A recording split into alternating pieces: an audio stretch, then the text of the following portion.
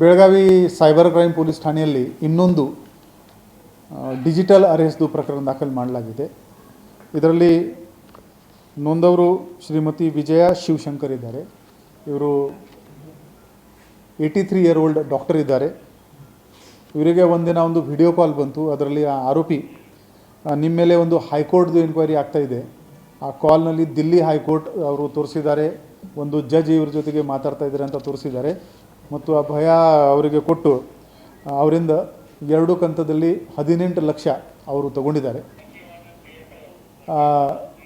ಇದು ಈ ವರ್ಷ ಆಗಿದ್ದ 3ನೇ ಅಥವಾ 4ನೇ ಡಿಜಿಟಲ್ ಅರೆಸ್ಟ್ದು ಘಟನೆ ನಮ್ಮ ಬೆಳಗಾವಿ ನಗರದಲ್ಲಿ. ಜನರಲಿ ಇದರಲ್ಲಿ ಸೀನಿಯರ್ ಸಿಟಿಸನ್ ಯಾರಿದ್ದಾರೆ ಅವರೂ ವಿಕ್ಟಿಮ್ ಆಗ್ತಾ ಇದ್ದಾರೆ. ಅವರು ಕೂಡ ಜನರಲಿ ಒಂಟಿಯಾಗಿ ಯಾರಿರ್ತಾರೆ ಅವರು ವಿಕ್ಟಿಮ್ ಆಗ್ತಾ ಇದ್ದಾರೆ.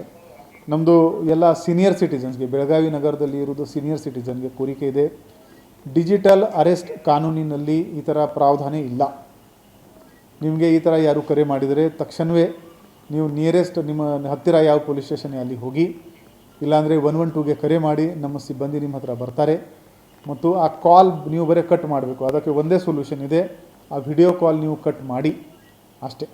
ನಿಮ್ಮ ಥರ ಸೀನಿಯರ್ ಸಿಟಿಸನ್ಗೆ ಈ ಥರ ದಿಲ್ಲಿಯಿಂದ ಫೋನ್ ಮಾಡಿಕೊಂಡು ಯಾರು ದಸ್ತಗಿರಿ ಮಾಡಲ್ಲ, ಏನು ಮಾಡಲ್ಲ. ಸೊ ಅಷ್ಟೇ ವಿಶ್ವಾಸ ಇರಲಿ, ನಾವು ನಿಮ್ಮ ಸೇವೆಗಾಗಿ ಇದ್ದೀವಿ. ದಯವಿಟ್ಟು ಈ ಡಿಜಿಟಲ್ ಅರೆಸ್ಟ್ಗೆ ನೀವು ವಿಕ್ಟಿಮ್ ಆಗಬೇಡಿ. ಧನ್ಯವಾದಗಳು. ದಿಲ್ಲಿ ಹೈಕೋರ್ಟಿಂದ ನಿಮ್ಮ ಎನ್ಕ್ವೈರಿ ನಡ್ತಾ ಇದೆ. ನಮ್ಮ ಜಡ್ಜ್ ಸಾಹೇಬರು ಇದ್ದಾರೆ, ಅವರು ಏನು ಫುಲ್ ಸೀನ್ಗೆ ರೆಡಿ ಮಾಡ್ತಾರೆ, ಜಡ್ಜ್ ಥರ ಕೂತಿರ್ತಾರೆ. ಸೊ ಅವರು ಸ್ವಲ್ಪ ಆರ್ಟಿಸ್ಟ್ ಇದ್ದಾರೆ, ಈ ಕ್ರಿಮಿನಲ್ಸ್ ಎಲ್ಲ ಅದು ಬಳಸ್ತಾ ಇದ್ದಾರೆ. Thank you.